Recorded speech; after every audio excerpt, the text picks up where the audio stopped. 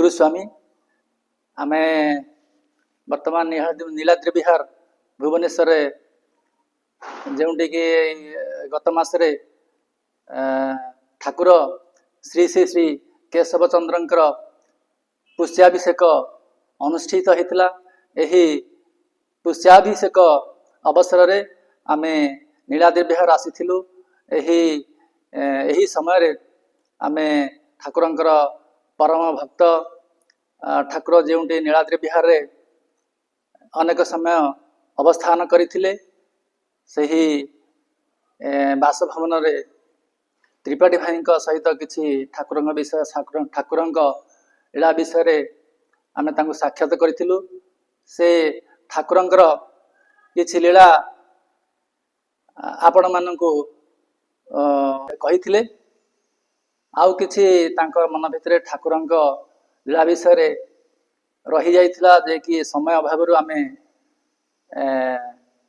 से सबु आलोचना करि पारि नथिलु। आज पुनर्बार आमे त्रिपाठी भाई बासभवन रे नीलाद्रि विहार रे आसीछु। वर्तमान त्रिपाठी भाई ठाकुर श्री श्री श्री केशव चंद्र लीला विषय आम मानकु आउ किछि कहिबे। आसंतु त्रिपाठी भाई मुखरु ठाकुरंक विषय ठाकुरंक लीला विषय किछि जानिबा। गुरुस्वामी गुरु ब्रह्मा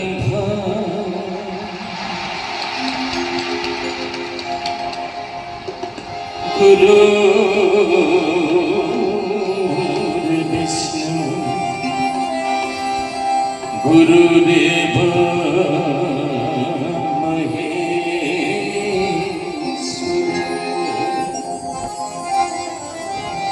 गुरु साक्षात् परम ब्रह्म तस्मै श्री गुरवे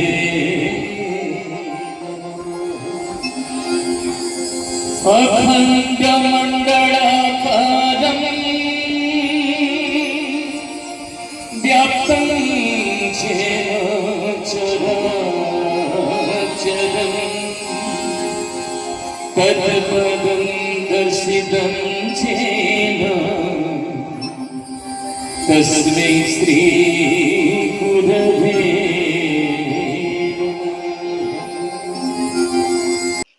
गुरुस्वामी गत साक्षात्कार मुझे आपन को गोटे जिनस कही जे मुझे प्रभु को दर्शन कले।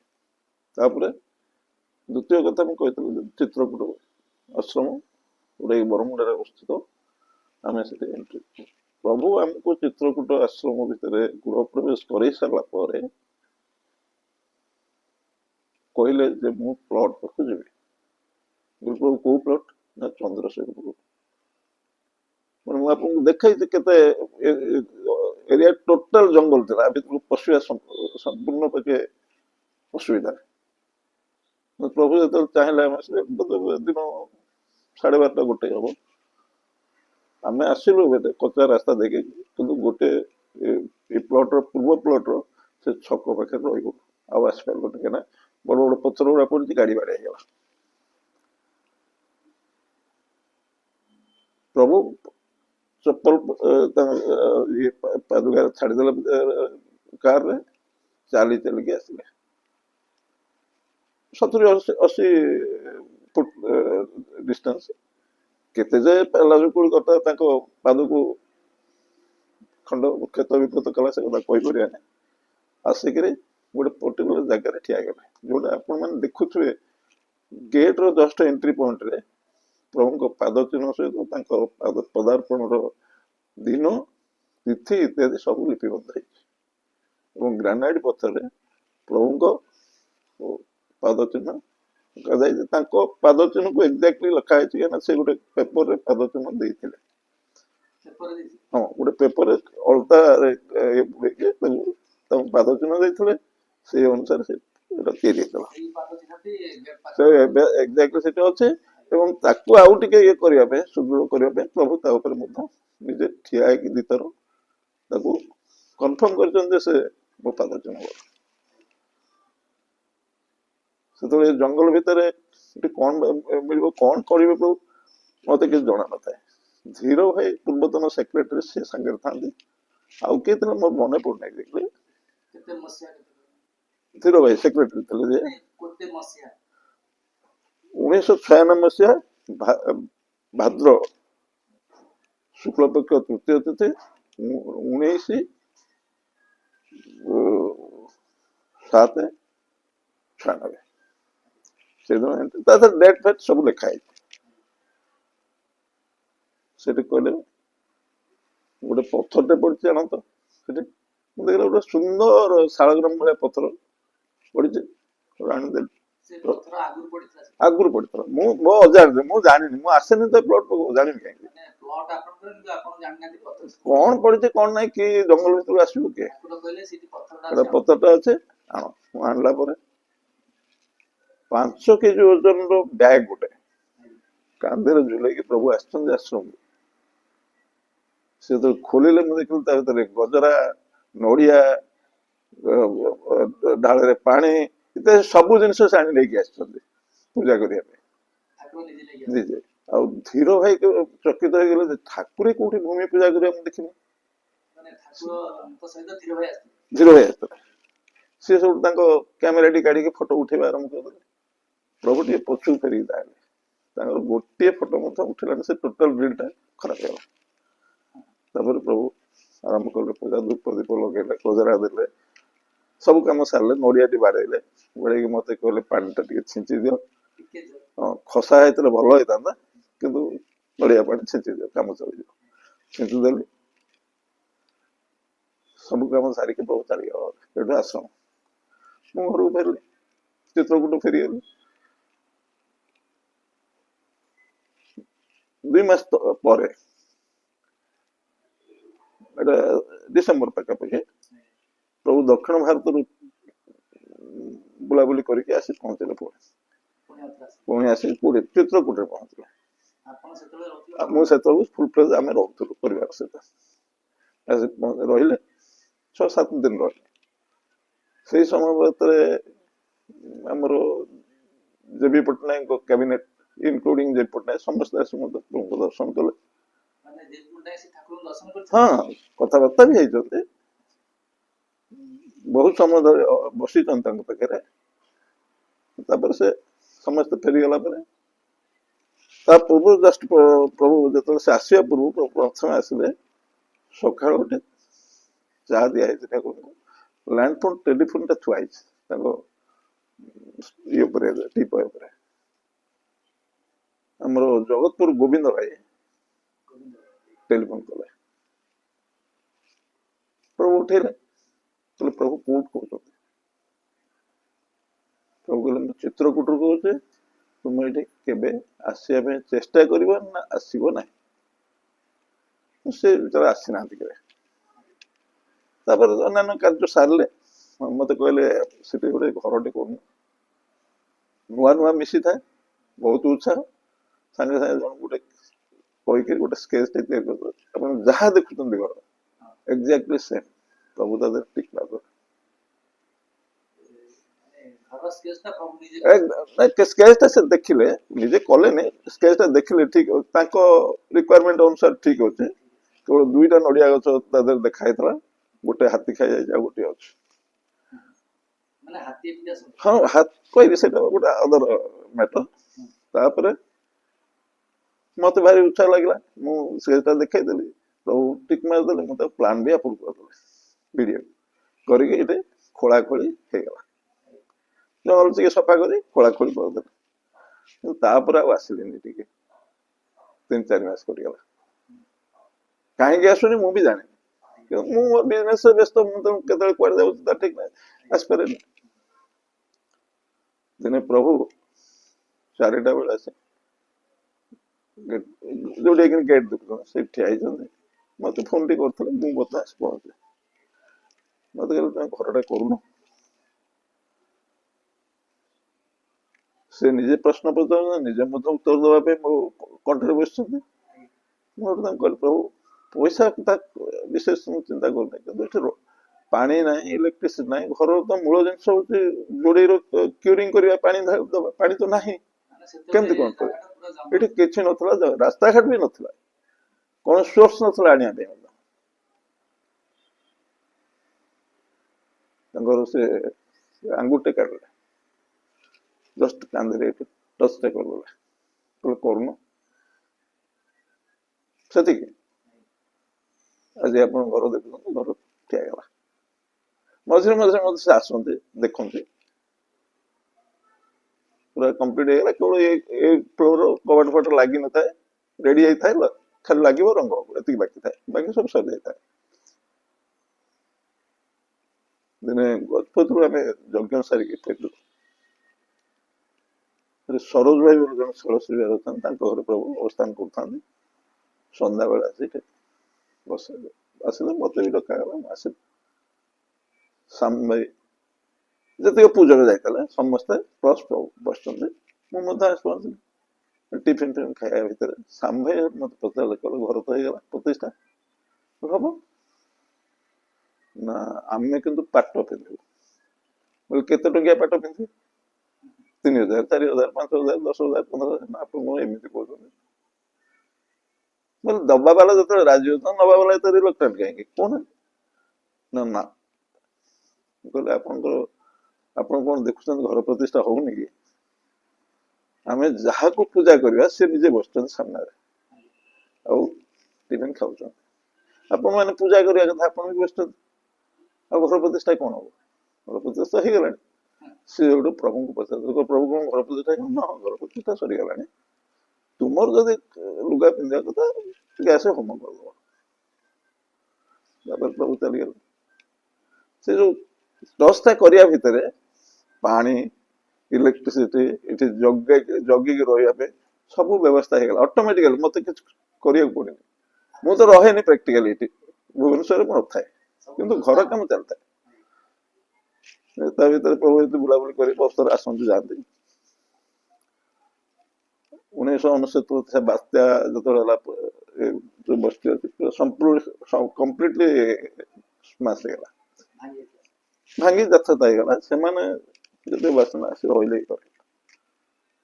ପ୍ରାୟ 200 ଖଣ୍ଡ ଲୋକ ରହିଲା ଭିତରେ, 3 ମାସ ଖଣ୍ଡ ରହିଲେ, ତାଙ୍କର ରିଲିଫ ଅନ୍ୟାନ୍ୟ ସବୁ କାମ ଏଇଠି ସରିଲା, ତାପରେ ଘର କରି ସେମାନେ ଚାଲିଗଲେ।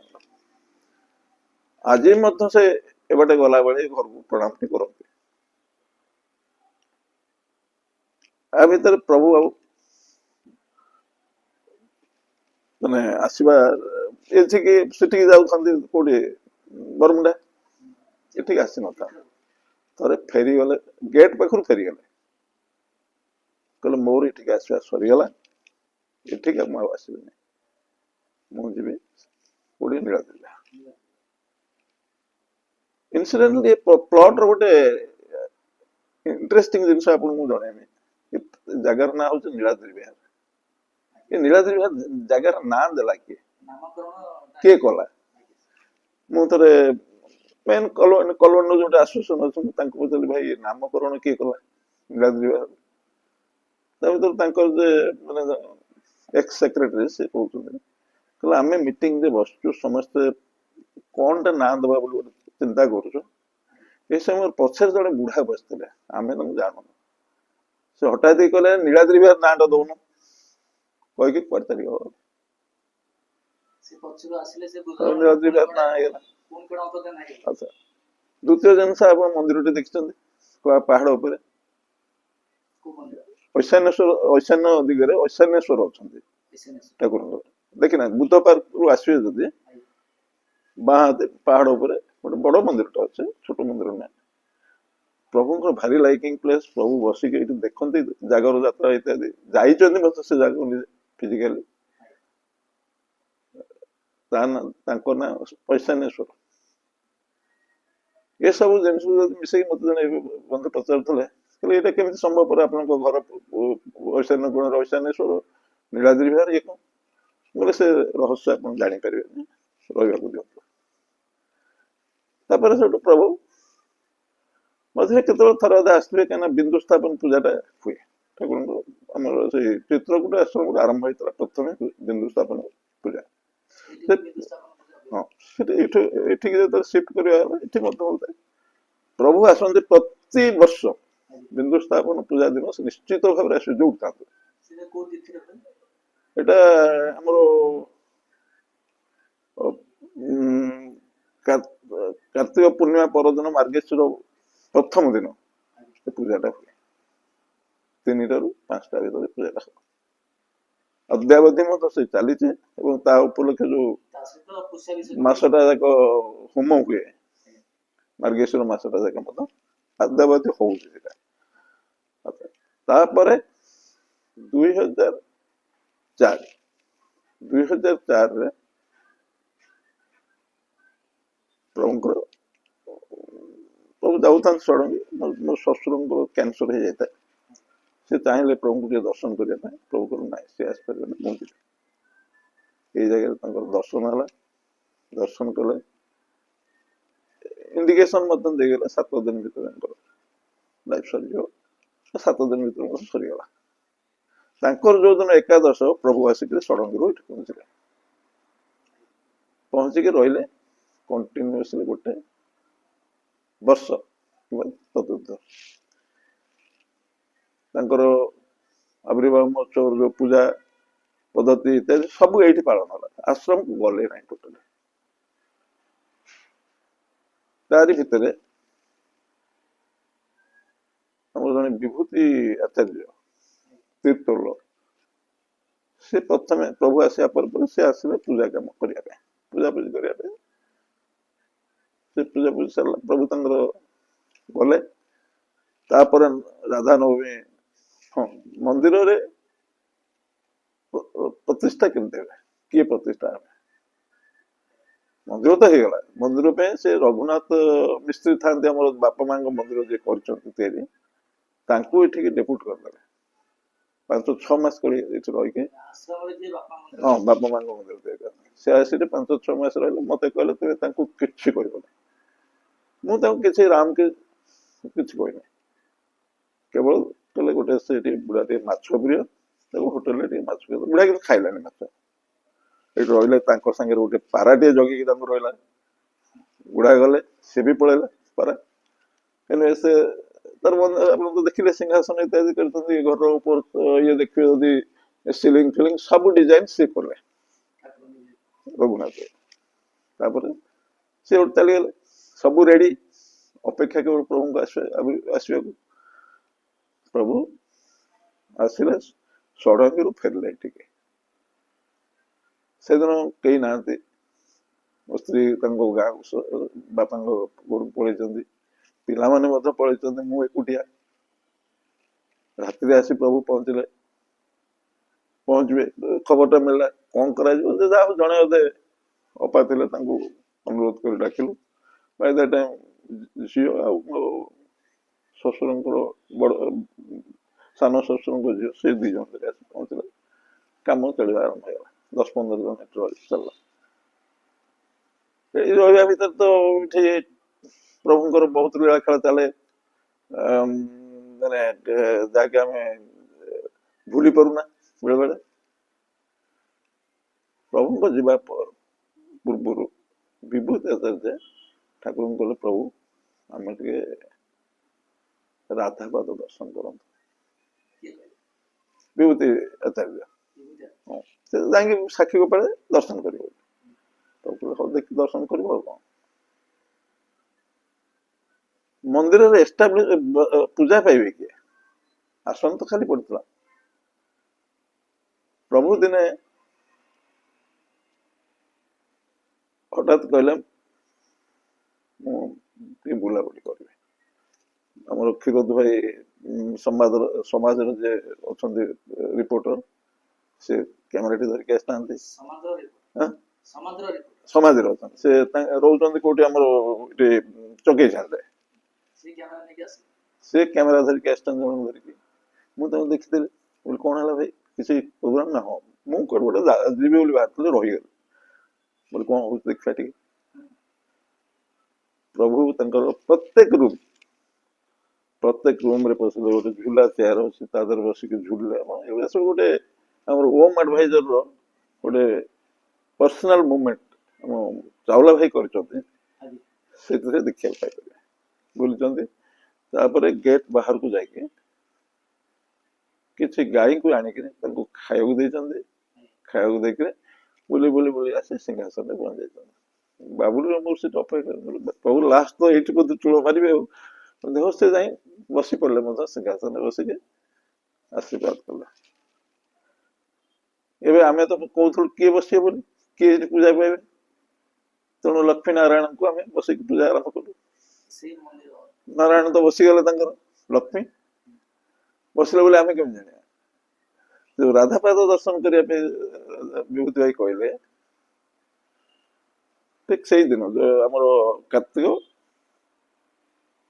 नवमी दिन शुक्ल पक्ष नवमी दिन राधा नवमी राधापाद दर्शन थाए से जो बसी आम जो होम कुंड रखा अच्छी स्टार्ट से कणु नाली रंगर छोट छोट पाद चिन्ह आसिक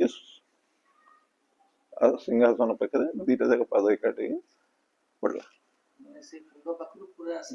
से कण ऐसा कणु आसिक सिंहासन पाखे सिंहासन पाखे दी पाद जाक जोड़ी ठिया हुए ठीक है से पड़ा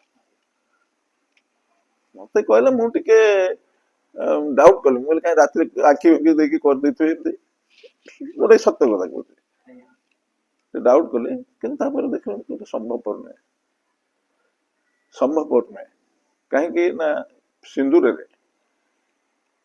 एत आकुरेटली आंकिबा संभव ना टिके लेसी सब हबनी पादर रेखा देखा जाए प्रभु सेक्टर प्रभु के विषय पचर प्रभु क्या पाद सब 7 दिन पड़ा बहुत चेष्टा करा फोटो उठे रखा उठिला ना ना झील से कौन कला ना गोटे काच ग्लास टे गोटे पाद चिन्ह गोड़ेदेला से भी हुआ नहीं किसी सिंबल रहा ना जोटा कि मुझे कहि आप गोटे प्रूफ देवी से चांस ना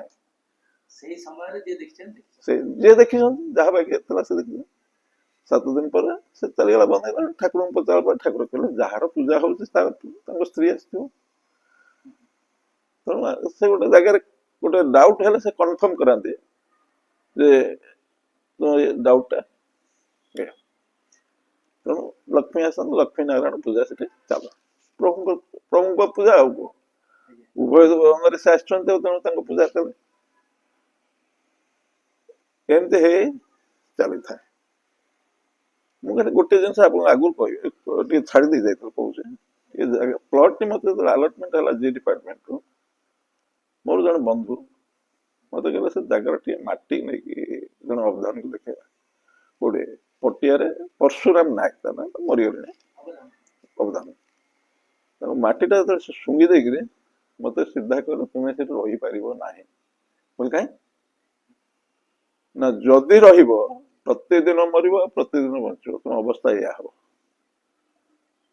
कौन पे ना मटीटा शुंगुन मटीटा शुंगला कंचा क्षीर गोटे स्मेल जमी आसे कंचा क्षीर बास्नाटा गोटे गोटे क्षीर बास्ना आसे हूँ आध्यात्मिक जगह तुम्हें हुए तो रही पार सेवाकारी हिसाब से किंतु तुम्हें रही मन रखता समय आस 24 घंटा चुली जल तुम स्त्री देह खराब हो यहाँ 90 मसीहा कथा कह 90 मसीह से मत अवधान कहते मुझे कथा को एकान पुलिस सेकेंड बाहर करदेली एत प्राधान्यता देने क्या मुझे प्रभु सहित से पर्यटन जड़ित हो नी 96 मसीह जड़ित है प्रभु से पूजा कले से अवधान जहाँ कहते गोटे पार्ट सत हो प्रभु जो आसे रहिले से तो भक्त मानकर आसवा आमर पारिषद गण एमती मिसिक सप्ताह को 2टा सिलिंडर खर्च हुए और प्राय कहले चलो 24 घंटा चुली जला रहा जेहेतु ସ୍ତ୍ରୀ ନିଜେ ଏକୁଟିଆ ମ୍ୟାନେଜ କରୁଥିଲେ କାହିଁକିନା ସେ କାହାକୁ ରୋଷେଇ ଘରକୁ ଛାଡନ୍ତିନି, କାହା ମନରେ ବିକାର ଆସିବ, କାହା ମନରେ କଣ ଆସିବ, ତେଣୁ ସିଏ ତାଙ୍କର ହସି ହସି ତାଙ୍କର ସବୁ କାମ କରନ୍ତି। ସ୍ୱଚ୍ଛ ପବିତ୍ର କେମିତି ରହିବ ସେ ସେ ତାଙ୍କର ଯେତିକି ଜ୍ଞାନ ବା ତାଙ୍କର ଯେତିକି ଅଛି ସେ ସବୁ ଏନର୍ଜି ସେଥିରେ ଖର୍ଚ୍ଚ କଲେ। ରାତି 12ଟା ବେଳେ ବି ରୋଷେଇ ହେଇଥିବ, ଏମିତି ସେ ଅନ୍ୟମାନେ କରିପାରିବେନି, ବିକାର ଭାବ ଆସିବ, କେତେବେଳେ ମାନେ ତାଙ୍କ ଭିତରେ ଗୋଟେ ଦୁଃଖ ଆସିବ, ତେଣୁ ଏ ଚାଲିଥାଏ।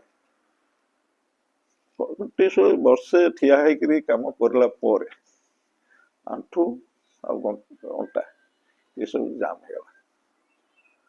ପ୍ରଭୁ କଲା ପରେ ସେ ଉଠି ପାରିଲେନି, ପଡିଗଲେ। ତାପରେ ତାଙ୍କୁ ନେଇ ଦେଖେଇ ଫିଜିଓଥେରାପି କଲା ପରେ 3 ମାସ ପରେ ସେ ଚାଲବୁଲ କରିବା ଆରମ୍ଭ କଲେ। ପୁଣି ଆପଣ ବି ଏବେ ଦେଖୁଥିବେ ଯାହା ସେଇଆ, ସେତେବେଳେ ଅବସ୍ଥା ଯାଏ, ଏଇ ଅବସ୍ଥା ସେଇଆ। ସେ ରୋଷେଇ ଘରେ ସବୁବେଳେ ପାଇଁ ହସି ହସି ତାଙ୍କ କାମଟି କରୁଛନ୍ତି, ଯେତେ ଦେହ ଖରାପ ହେଇଥାଉ। ତେଣୁ ସେ ତାଙ୍କ ଦୁଃଖ କାହାକୁ ଜଣାନ୍ତିନି, ନିଜେ ତାଙ୍କର ସମ୍ଭାଳିକି କାମ କରିଯାଆନ୍ତି। ଏସବୁ ପରବର୍ତ୍ତୀ ପରେ ଆ ଭିତରେ ବହୁତ ଲୋକମାନଙ୍କର କ୍ରୋଧର ଶିକାର ମଧ୍ୟ ଆମେ ହେଇଛୁ, କାରଣ କାହାକୁ ଛାଡିବନି ଯେତେବେଳେ ସେମାନେ ନିଶ୍ଚୟ ଆମ ଅପୋଜ କରିବେ, ଆମ ବିରୁଦ୍ଧରେ କହିବେ। ମୋର କଣ ତା ଦେହରେ ଅଛି? ପ୍ରଭୁ ଚାହୁଁନାହାନ୍ତି ଦର୍ଶନ ଦେବେ, ମୁଁ କଣ ଜବରଦସ୍ତ କାହାକୁ ଆଣି ଦର୍ଶନ କରିଦେବି? ତେଣୁ ମୁଁ ଗେଟରେ ବନ୍ଦ କରିଦିଏ, ପ୍ରଭୁ ଯଦି ଡାକୁଛନ୍ତି ଯିବେ। ଏଥିପାଇଁ ଓଡିଶାରେ ପ୍ରାୟ ବହୁତ ଭାଇ ତାଙ୍କ ମନରେ ଗୋଟେ ବିତୃଷ୍ଣା ଭାବ ମୋ ପ୍ରତି ଆସି ସାରିଥାଏ, କିନ୍ତୁ ମୁଁ ନା କିଛି କରିପାରିବିନି। ଏବେ ମୋର କୌଣସି ଆପତ୍ତି ନାହିଁ, ପ୍ରଭୁଙ୍କ ଅନୁମତି ନାହିଁ। ତାର ମଧ୍ୟ ବହୁତ ଦୃଷ୍ଟାନ୍ତ ଅଛି ଯେ ଜବରଦସ୍ତ ଆସିଛନ୍ତି, ସେମାନେ କେମିତି ହଇରାଣ ହେଇକି ଫେରୁଛନ୍ତି। ତେଣୁ ମୁଁ ସବୁ ମନା କରିଦିଏ ଗେଟରୁ, ଭାଇ ପ୍ରଭୁ ଦର୍ଶନ ହୁଅନ୍ତି କାହିଁ ଆସିବେ? ଏମିତି ହେଇକି ପ୍ରଭୁ ଯୁଆଡେ ଯାଆନ୍ତି ଯେମିତି ଆସନ୍ତି, ଆସିଲେ 4-5 ବର୍ଷ ସେଠି ରହିବେ। ମୋର ଗୋଟେ ପ୍ରଶ୍ନ ମନରେ ସୁମୋଟ ଆସେ ଯେ ଭୁବନେଶ୍ୱର କଣ ଜାଗା ନାହିଁ, ଘର ନାହିଁ? ଏଠି କଣ ଥିଲା? ଏଠି କଣ ଗୋଟେ ଏମିତି ପ୍ରଭୁ ରଖିଛନ୍ତି ଯାଦ୍ୱାରା କି ସେଟାକୁ ତ ଧର କହିଦେଲେ, କ୍ଲିୟର କରିଦେଲେ, ପ୍ରମାଣ ବି କରାଇଦେଲେ ଯେ ସେଟା ଚିତ୍ରକୂଟ ଆଶ୍ରମ, ତେଣୁ ସେ ଆସୁଥିଲେ, ଠିକ ଅଛି। ଏଠି କଣ ପାଇଁ ବର୍ଷ ବର୍ଷ ଧରି ରହିବା, ତାଙ୍କର କଣ କାମ କରୁଛନ୍ତି କଣ ନାହିଁ ଆମେ ଜାଣି ତ ପାରିବାନି। ସୂକ୍ଷ୍ମ କାମ ଗୁଡା ଆମେ କଣ ଜଣା, ଫିଜିକାଲି ପ୍ରାକ୍ଟିକାଲି ଦେଖିଲେ କଣ ଗୋଟେ କହିପାରିବା। ତେଣୁ ଇଏ ଗୋଟେ ମୋ ମନରେ ସବୁବେଳେ ଦ୍ୱନ୍ଦ୍ୱ ଆଜି ମଧ୍ୟ ଅଛି, ଏ ଜାଗାର ରହସ୍ୟ କଣ? ଏ ଜାଗାରେ ପ୍ରଭୁ ଏତେ ସମୟ, ଆଶ୍ରମ ପରେ ଯଦି ବେଶୀ ସମୟ କୋଉଠି ରହିଥାନ୍ତି ତାହେଲେ ହଉଛି ନୀଳଗିରିରେ, କାହିଁକି? କଣ ଗୋଟେ ଜାଗାରେ ଥିବ ନିଶ୍ଚିତ, ଯାହାଦ୍ୱାରା କି ପ୍ରଭୁ ଏତେ ସମୟ ରହିଛନ୍ତି। ସେ ପରବର୍ତ୍ତୀ ମୁହୂର୍ତ୍ତରେ ହୁଏତ ବାହାରିପାରେ, କିଏ ପଢିପାରନ୍ତି, ଆମେ ଲାଷ୍ଟ ପାର୍ଟ ଯେତେବେଳେ ପ୍ରଭୁଙ୍କର ଚାଲିଲା, ମାନେ ଲାଷ୍ଟ ପାର୍ଟ ମାନେ ଗୋଟେ ସମୟ ଆସିଲା, ଆମେ ଠିଆ ହେଇଛୁ ଛାତ ଉପରେ, ପ୍ରଭୁ ଠିଆ ହେଇଛନ୍ତି, ମୁଁ ଠିଆ ହେଇଛି। ପ୍ରଭୁ ଦକ୍ଷିଣକୁ ମୁହଁ କରି ଭାରି ଉଦାସ ମନରେ ଠିଆ ହେଇଛନ୍ତି। ମୁଁ ଠିଆ ହେଇ ତାଙ୍କୁ ଦେଖୁଛି, କାହିଁକି ପ୍ରଭୁଙ୍କର କଣ ଏମିତି ହେଲା ଏଇଠି? ମୁଁ ଏଠି ପଚାରିଲି, ପ୍ରଭୁ ଏଇ ଦକ୍ଷିଣ ଦିଗରେ କଣ ଅଛି?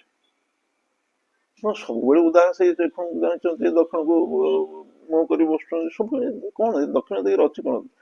ଥଣ୍ଡା ପବନ ଭଲ ଲାଗୁଛି ନା କଣ? ନା ନାଇଁ। ବୋଲେ ଝାଡି ଜଙ୍ଗଲକୁ ଆପଣଙ୍କୁ ଭଲ ଲାଗୁଛି? ନା ନାଇଁ। ବୋଲେ ତାହେଲେ? ତାପରେ ପ୍ରଭୁ କହିଲେ, ଆଜ୍ଞା ପୁରା ଜଙ୍ଗଲ, ଜଙ୍ଗଲ ତ ସବୁଆଡେ ଥିଲା, ଦକ୍ଷିଣ ଦିଗକୁ କାହିଁ ଚାହିଁବେ? ପାଖ ପ୍ଲଟ ସେ ମଧ୍ୟ ଜଙ୍ଗଲ ଥିଲା, ସାମ୍ନାରେ ପ୍ଲଟ ଆପଣ ଏବେ ବି ଦେଖୁଛନ୍ତି ଜଙ୍ଗଲ, ସବୁ ତ ସେଇଭଳି ଜଙ୍ଗଲ ଥିଲା, ଘଞ୍ଚ ଜଙ୍ଗଲ। ଅବଶ୍ୟ ବଡ ନୁହେଁ, ଝାଡି ଜଙ୍ଗଲ, କିନ୍ତୁ ଘଞ୍ଚ ଜଙ୍ଗଲ। ଦକ୍ଷିଣ ଦିଗରେ ପ୍ରଭୁଙ୍କର କଣ ଥିଲା?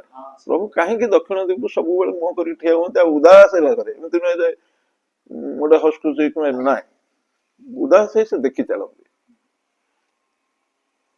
ତାପରେ ସେଠୁ ମତେ କହିଲେ ଗୋଟେ ଜିନିଷ, ମୁଁ କହିବା କଥା ନୁହେଁ, କିନ୍ତୁ କାହିଁ ମନ ହେଲା ଖୋଲିବା ପାଇଁ ଖୋଲୁଛି। କହିଲେ ଯୋଉ ଜଙ୍ଗଲ ଦେଖୁଛ ନା, ତା ଦେହରେ ଯୋଉ ଛୋଟ ବିଳ ଅଛି, ବିଳ ମାନେ ଗାତ, ଯେମିତି ପିମ୍ପୁଡି ଗାତ ବା ଏମିତି ଗାତ ନଥାଏ କି, ତା ଦେହରେ ଅସଂଖ୍ୟ ସଂଖ୍ୟାରେ ସାଧୁ ସନ୍ଥ ବିଭିନ୍ନ ସ୍ୱରୂପରେ ରହିଛନ୍ତି।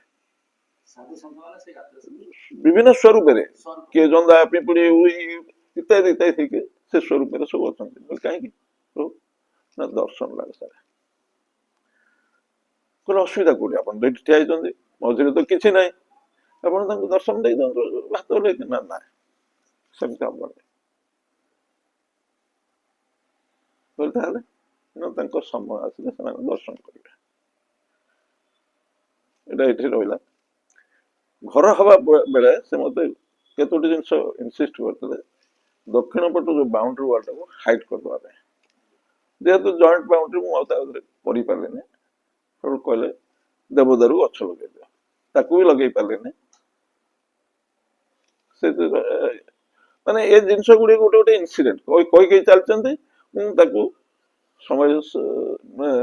ସମ୍ଭାଳିକି ଅନୁଭବ କରୁଥିଲି କଣ ପାଇଁ କହୁଛନ୍ତି।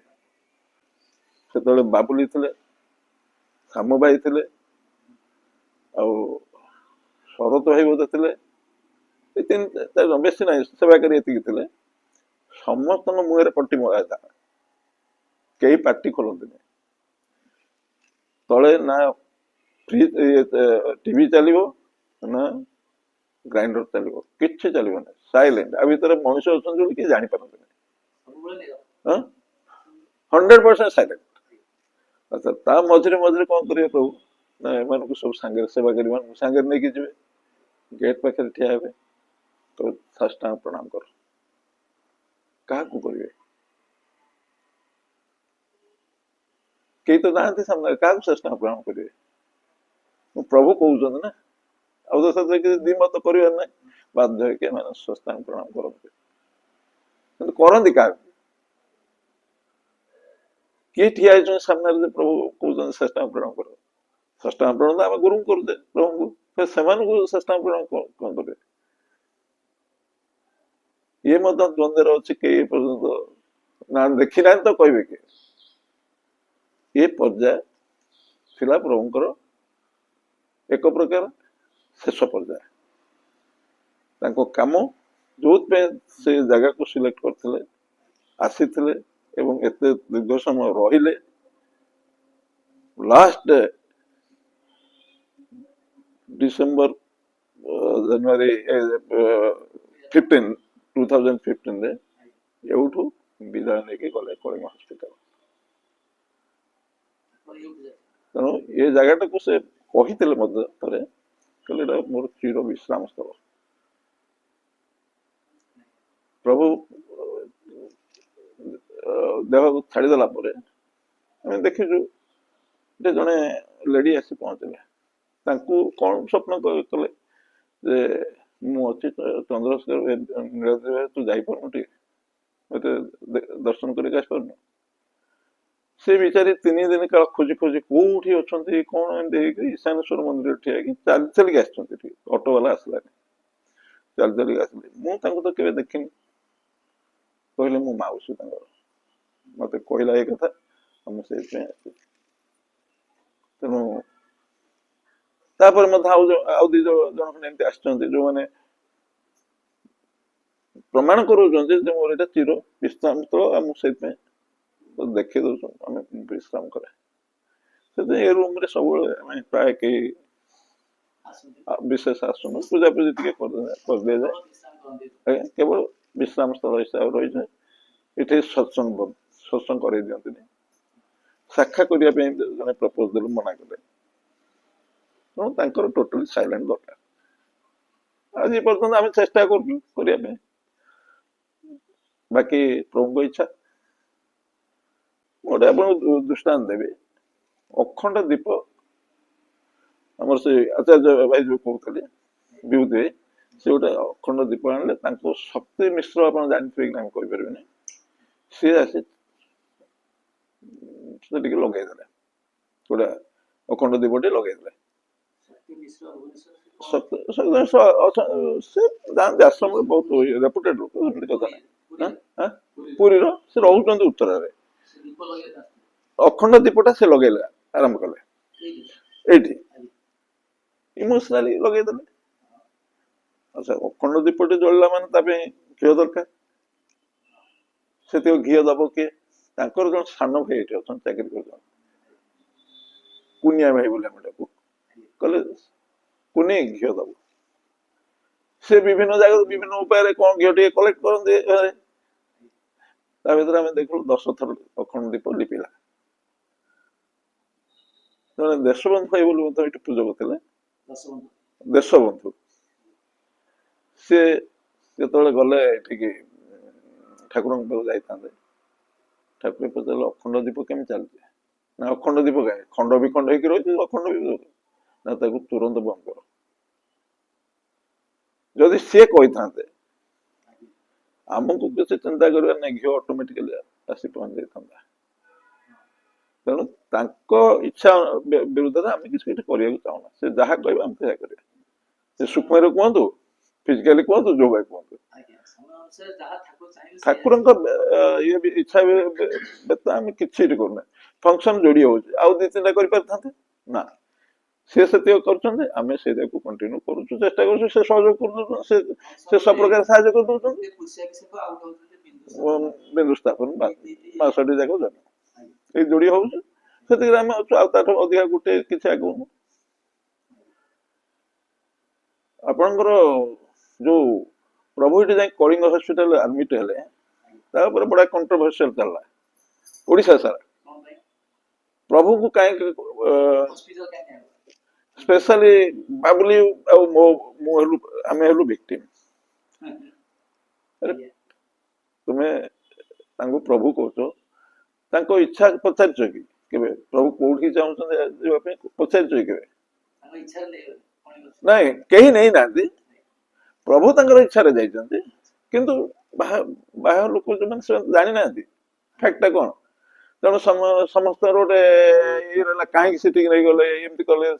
ବଡ ବଡ ହସ୍ପିଟାଲ ଅଛି, ବଡ ବଡ ହସ୍ପିଟାଲ ଅଛି, ବହୁତ ବଡ ବଡ ହସ୍ପିଟାଲ ଅଛି। ପ୍ରଭୁ କୋଉଠିକି ଯିବାକୁ ଚାହୁଁଛନ୍ତି?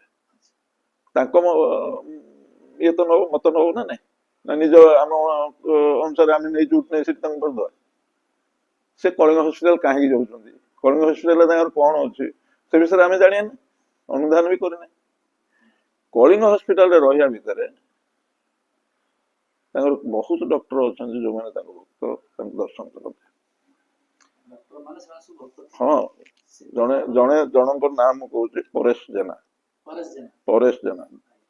ସିଏ ଟ୍ରିଟମେଣ୍ଟ କରିବା ଭିତରେ ଆମେ ଥରେ ଯାଇଥାଉ ତାଙ୍କ ପାଖକୁ, କୌଣସି ଗୋଟେ ଇଏ ନେଇକି, ସ୍ୱାମୀ ସ୍ତ୍ରୀ 2 ଜଣ ଯାକ। ଆମକୁ ପଚାରିଲେ ଶୁଭକାନ୍ତ ବାବୁ କେମିତି ଅଛନ୍ତି? ଶୁଭକାନ୍ତ ବାବୁ ବାବୁଲି ନା, ବାବୁଲି ବିଷୟରେ କଣ ପଚାରୁଛନ୍ତି? ଭଲ ଅଛନ୍ତି। ସେ ସେଇଠୁ ଗୋଟେ ଜିନିଷ ମୁଁ କହିଲେ ମୁଁ ବହୁତ ଶକ୍ତିଧାରୀ ମାନଙ୍କୁ ଦେଖିଛି, କିନ୍ତୁ ତାଙ୍କ ଭଳି ଲୋକଙ୍କୁ ଦେଖିନି। 108 ଟେମ୍ପରେଚରରେ ଆସିଥିଲେ, 5 ମିନିଟ୍ ପରେ ଉଠିକି ଚାଲିଗଲେ। ଯାଇଥିଲେ, କେତେବେଳେ ଯାଇଥିଲେ ସେଟା ସେ ଜାଣିଥିବେ। ସେଠି ତାଙ୍କ ନାଁ ଲେଖା ହେଇଛି ଶୁଭକାନ୍ତ ଜେନା। ତେଣୁ ସେ ସେଇ ହିସାବରେ ମତେ ପଚାରିଦେଲେ। ପ୍ରଭୁ ଯେତେବେଳେ ସେଠି ଉତ୍କଳ ହସ୍ପିଟାଲରେ ରହିଲେ, ସେଠି କ୍ଲାସ 4 ଏମ୍ପ୍ଲୟିଜ, ହଁ କଳିଙ୍ଗ ହସ୍ପିଟାଲ କ୍ଲାସ 4 ଏମ୍ପ୍ଲୟି ଜଣେ ଥିଲା। ତାଙ୍କ କଥାରୁ ଆମେ ଯାହା କହୁଛୁ, ଆମ ନିଜସ୍ୱ ମତ। ଏମାନେ ସବୁ ତିଆରି କରୁଥାନ୍ତି ଫୁଲ ତୋଡା, ଅନ୍ୟାନ୍ୟ ସମାଧି ଯୋଉଦିନ ପ୍ରଭୁଙ୍କର ଦିଆଯିବ ସେଦିନ ପାଇଁ ପ୍ରିପେୟାର କରିକି ନବା ପାଇଁ। ଗୋଟେ ଲୋକଟେ କଳିଙ୍ଗ ହସ୍ପିଟାଲରେ ଚାକିରି କରିছে, ସେ ଦୌଡ଼ିକି ଆସିଲା। ସେ ଦେଶବନ୍ଧୁ ଯାହା ନାଁ କହୁছে, ବଙ୍ଗାଳୀ ଲୋକ, ହାଇଟେ, ଗୋରା ହେଇକି, ନଣ୍ଡା ହେଇକି, ତେଣୁ ତାକୁ ସେ ଇସ୍କନ ବୋଲି ଭାବେ। ତେଣୁ ସେ ଦୌଡ଼ିକି ଆସିଲା, ମୁଁ ତାକୁ ନମସ୍କାର କଲା। ଆଉ କହିଲା, ଭାଇ ମତେ ଚିହ୍ନି ପାରୁଛ? ନା ନାଇଁ, ମୁଁ ଚିହ୍ନି ପାରୁନି। ନା, ମୁଁ ଆୟୁଷରେ କାମ କରେ। ଆୟୁଷରେ କେତେ ଲୋକ କାମ କରୁଛନ୍ତି। ପଚାରିଲା, ସେଦିନ ଯାହାଙ୍କ ଦେହାନ୍ତ ହେଇଗଲା ସେ କିଏ?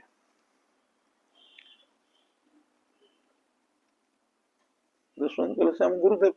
ନା, ଗୁରୁଦେବ ନା ଆଉ କଣ? ନା, ମୁଁ ମୋର ଗୁରୁଦେବ ବୋଲି ଜାଣିଛି, ଆପଣ କଣ ଜାଣିଛନ୍ତି କି?